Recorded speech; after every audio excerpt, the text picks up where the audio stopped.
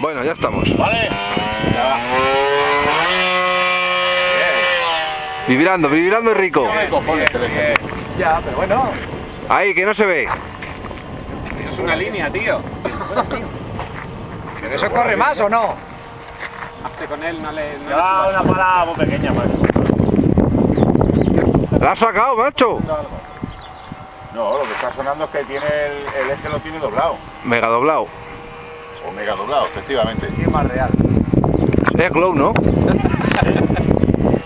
Cago en Dios, que lo he perdido. Vamos, venga, Alvarito. Vale perlas, ¿eh? Eso planea X, ¿no? Claro, se tiene que planear, tío. No le metas más nanga, tío, espérate. Hazte con él. Y aparece una moto. Tiene una ansia, tiene una ansia. Una parada muy pequeña, macho. La ves, Con esas vibraciones lo mismo se te cae la cola, ¿eh? Venga, bájalo que le metemos la 9.7.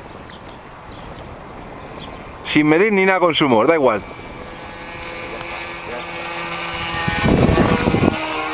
Hostia, este avión, tío, con un cierto motorcito que no, No, tenga si este eje motor- doblado, Este motor da más se le puede hacer correr, ¿eh?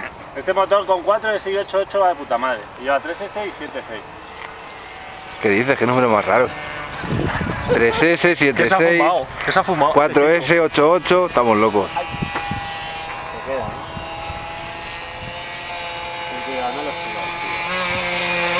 ¡Ay, que explote! Vas a romper. ¿Has cortado tú? El variador. Pues gira. El BEC. Esto, No. esto Menos planea mal que bien, planea ¿no? la No, hostia. no, eso, Te fíjate. sigue sin ir, dale motor. No, que es de las vibraciones, ¿eh? Gíralo, tío. Da igual, hay puerta allí. Eso es una puta pasada, tío. Mira, mira, mira qué suavidad, chaval. Páralo un poco, páralo. Levántalo. Hombre, va bien, va bien. ¿La vas a meter? ¿La vas a meter?